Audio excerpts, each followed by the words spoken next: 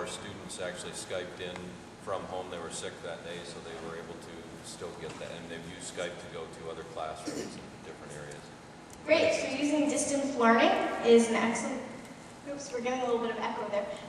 So we see maybe using distance learning, podcasting, blogging are all great ways that students can make learning social, and also another good point is the multimedia aspect. Definitely is something to incorporate. And so a lot of people who are maybe visual learners and also who like hearing things, they might be helped by the video.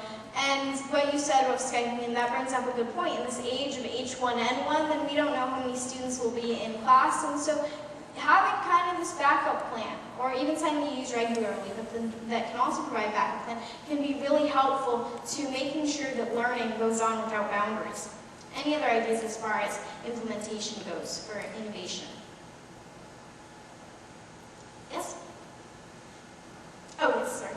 I use Google Earth in my classroom, and they actually create audio podcasts from that. They get their research, their facts and that from Google Earth, and then write a script using Google Docs, and then record that.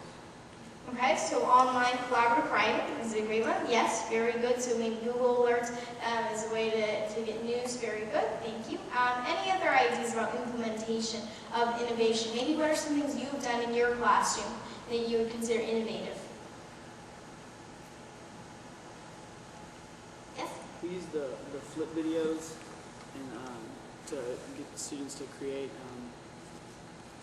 mostly using Movie Maker to create short films about the content. Yeah.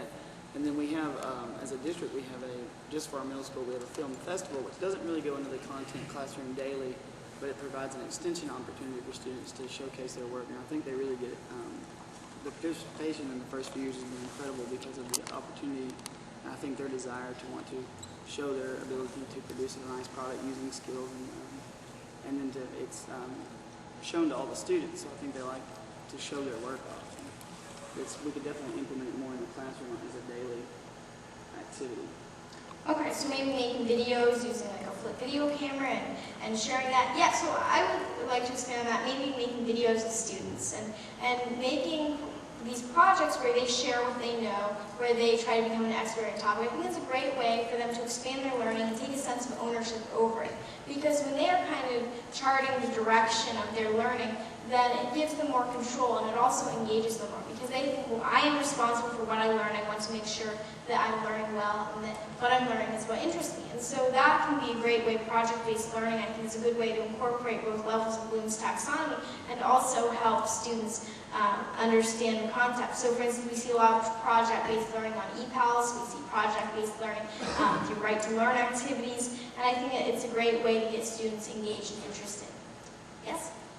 In middle school, we use the wiki, and I find that it transcends a lot of boundaries, and I really like that because it affords not only children but adults as well the opportunity to make commentary when they want to. There's all of the levels of Bloom's taxonomy. There's analysis of literature in particular because they teach English. But what I find fascinating is that you have both adults and students interacting, making comments in ways that maybe in a formal classroom setting they might be reticent to share with one another, so that by the time they come back to class, each time there's been a little bit more dialogue. They're bubbling over, they're talking about it, and the adults are talking as well. It's very exciting. Definitely. So online mediums like Wiki really incorporate lots of Bloom's taxonomy and also get kids to share and adults to share as well. So for instance, in my school we use discussion boards, and I think that it's a really great way to share learning, and also being able to respond, being able to see that is a really relevant way and to make learning relevant. Yeah. Okay, and do we have any last comments about implementation of innovation in the classroom? Okay, great. Well, thank you. I really enjoyed hearing from you. And now, on to the rest of the presentation. In review of innovative classroom tools, make learning social. You can use tools such as student access to computers, collaborative writing tools, blogging and educational networking, distance learning, streaming, all to create this innovative, connected classroom. You can write to learn using oops, with the active word, it looks like my text got cut off a little bit. Make on-demand pen pass with LiveScribe. You can use writing across the curriculum, spice up subjects with the active word. And interactivity, I think, is a really unifying theme here. When students are interacting with each other, connecting to create meaningful inferences, connecting with students really across the world using educational networking like ePals, and sharing culture and sharing information and knowledge, then we get a classroom that is not just one person, one individual making those thoughts, but a whole body of networking, thinking individuals creating meaningful work. I think that it's important to create an innovative classroom. You must help us today because we are the leaders of tomorrow, which means that we'll be taking care of you when you're old and senile, and there's something about that. I think that since you are the leaders of today, maybe you should be making a world of difference to become a leader in your school's innovation movement. Thank you.